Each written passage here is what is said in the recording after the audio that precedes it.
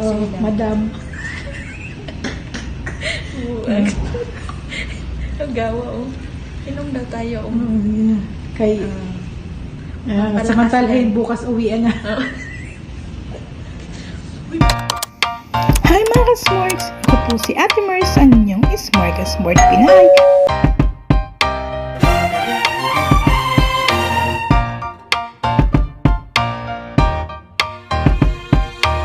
Hi mga ka-Smorgs! Ako po si Ate Mars, ang inyong Smorgasbord Pinay. Ayan, nung mga nakarang araw po talaga ay naging busy po ako, kaya kung mapapansin nyo may mga ilang backlog po ako dyan or mga vlog na hindi ko pa po na-upload o mga ilang araw na hindi po ako nakaka-upload dahil pasensahan nyo na po ang inyo pong ate ay naging busy-busyhan po na naman sa pagtatrabaho. Dahil isang buhay alalay, ay isa na po dito ang pagjuduty sa hospital kung nangangailangan pong ipasok ang ating pinagtatrabahuhan. Ayan. So, ano po ba ang aking ginawa doon? Gaano po sabi nga dito sa title pilingerang mga VIP-ng alalay. Yun.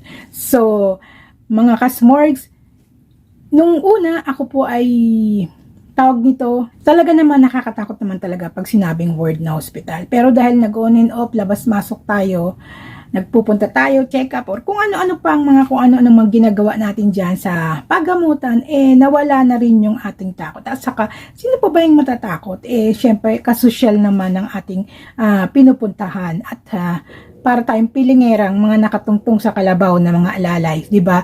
So, kung ano may mga pinagsasabi ko, ang dami-dami ng mga ka-Smorgs, eto na, papakita ko na po sa inyo. Ayan, mag-umpisa na po tayo sa ating pagbo-voice over. Alam nyo na, wala ang ating binabantayan. So, papakita ko sa inyo yung VIP section. Ayan, yung sala. So, papasok lang tayo dun sa corner na yan, yung may dulab or cabinet. And sa kabila, andyan yung CR na bonggam-bongga. Ayan. Para sa akin, bongga na yan, huwag kayo mang-bash. Kasi alam niyo naman, bihira naman tayo makapasok sa VIP room ng mga well-off na ka-LL na mga amo. O, diba? Ayan yung may tissue, andyan yung banyo, ayan yung hawakan, medyo mabilis-bilis lang. At dyan maliligo, labas na tayo mga ka-Smorgs. Tingnan natin ng konti yung view sa labas at yung konting dulab. Ayan, automatic yung mga kortina dyan mga ka-Smorgs dahil naka-LL yung ating binabantayan. Ayan, konting ikot-ikot pa. So, ayan, nandyan natatanaw natin yung kaharian. Ayan, wala pa rin palang hindi pa rin nakuha pala yung aking pagsasalita dyan. Tawa lang ako ng tawa. Hindi nyo naman naiintindihan. Gawin na lang natin nakakatawa mga ka-Smorgs. Kung ano pinagsasabi ko dyan, ewan ko ba? Ay nako. Abang wala yung aking binabantayan, diyan kami ni ate. Ayan, kasama namin. Ayan yung pinakakanyang area mga ka-Smorgs. At area ba niya yan? Tama, area nga niya yan. Tapos andyan yung mga upuan ng mga bisita. At yan, merong malaking TV. At yan dyan, makikita nyo mga makina dyan. Ayan, ipinakita ko na naman yung CR. Mga kakaloka, umulit-ulit. Pati ang cabinet. Ayan. Alam niyo naman, si ate patanaw-tanaw lang. At, ayan na ulit. Ipapakita ko na sa inyo talaga ng mas detalyado kung ano yung nasa labas ng aming pinagbabantayang pagamutan na kwarto. Ayan, nandyan, tanaw na tanaw po yung Riyadh, yung mga nagtataas ang mga building at yung bakanting lote na hindi ko na napapansin noon dahil noon po ay meron po dyang nakabakod pag halos araw-araw nagpupunta kami dyan or every other day, nakabisado ko na yung pagamutan na yan mga ka-Smorgs. Kumbaga, hindi na ako natatakot, hindi katulad dati. Pero syempre, ang ating binabantayan ay kahit anong masasabi pa, ay talagang nakakatakot po naman talaga dyan. So, ayan naman view nung sala. Na dyan naman yung mga nagbabantay. Actually, dyan pa pala yung aming binabantayan. Wala pa yung kanyang kama kasi nandun pa siya sa sikretong lugar kung saan, ayan, wala pa, kinuha pa, hindi pa siya dumarating. So, pwede pa tayong mag-vlog. Paikot-ikot, dyan yung merong kusina, merong microwave, merong tawag nito, rep, mga dulab, merong initan ng tubig, gawaan ng kape, may at kung ano-ano pa, at may dulab pa or cabinet. Ayan, may initan ng kape at paggawaan ng kape, yung ating coffee maker, sabi nga. And balik na tayo yan, pinapakita yung dulab at salamin na pwedeng kabitan ng sabitan ng abaya. Andun yung sinasabi ko na sala ng mga nagbabantay. Ito yung aming munting CR. So, ayan yung CR ng mga nagbabantay or mga bisita. So, di ba, bongga rin. Parang sa ordinaryong kwarto lang din sa ospital. Ganyan na ganyan. So, sarado na natin mga kasmorgs. Flex lang natin saglit ang mga kape ng mga bantay. Ayan, voice over na naman mga kasmorgs. Doon tayo manood ng TV sa mukhang frame. Ayan, merong musalsal or yung tinatawag na drama sa Arabic. Namin ng mga tambay. Ayan. Ikot-ikot. Doon yung mga pala pintuan. Tapos, doon yung babantayan mo. May sariling kwarto siya doon. Tapos mayroong kusina, may banyo. Ito. Ayan. Laki, di ba? Ito yung VIP. Yan ay mga saksakan.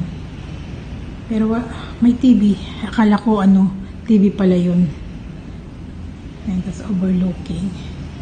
Pwede kang maging kama ito. 3 kama yan. Ayan. Tapos, ito rin. Pwede itong maging kama. Manghihiram ka lang ng unan sa kanang kumot. Ito yung overlooking, right?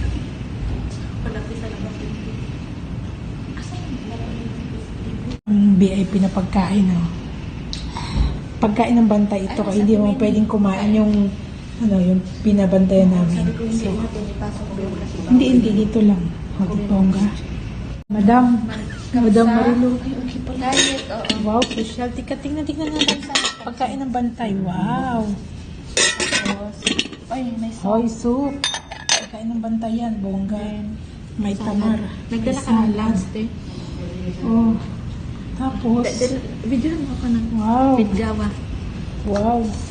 Puro wow. Tapos may gawa. Social. Oh, madam. Ang gawa, Inom daw tayo, Kay, samantalahin, bukas uwian na. Ayan, tapos na ako ayos ng katawan. Kasi, ito kayo matutulog. Ngarakis rin. Nandito kami dalawa kami ni ate na matutulog dito sa mismo paggamutan. T-shirt lang ang pinalitan ko, saka yung importanteng parts ng katawan. Pasoy. Ngarag Israel. Breakfast namin ngayon. Ito yung sa watcher. Ayan yung pagkain. Ayan, merong juice, may water, may sandwich. And I think, ano ba to? Parang tea or coffee. And tubig. Ito sa amo. Ayan, may jello. Dahil clear liquid pa siya. Then soup. Hindi pala soup. Sugar. And itong apple juice. Ayan. Kainan na.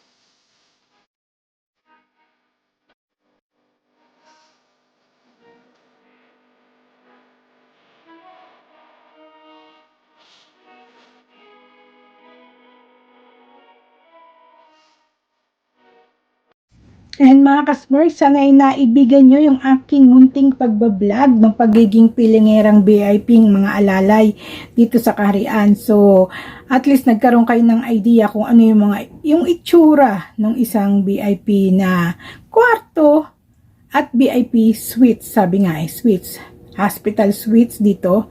Hindi yung matamis dito sa Kaharian. Tayo lang, hindi naman ako mayaman, at least naranasan ko, di ba, na makapunta at makatungtong sa ganoong lugar. Dahil parte na rin po ng pagiging alalay ang maranasan ang ganitong mga event sa kanilang buhay ng aking pinagtatrabahuan. So, hindi ko na po sasabihin at babanggitin kung sino o ano, syempre for privacy reason at bawal po mag-disclose. Hindi naman sinabi nilang bawal, pero syempre tayo na lamang ang maglagay ng renda sa ating bibig kung sino. Basta at least nagsasabi tayo kung ano para magkaroon po kayo ng idea na ganito ang isang buhay ng alalay na medyo naka-LL, nakaluwag-luwag ang kanyang pinagtatrabahuan. So, yun na lang po mga kasmorg. Sana po ay naibigan nyo yung aking munting pagbablog. Maraming salamat. God bless everyone. Mwah! See you on my next vlog. Bye-bye.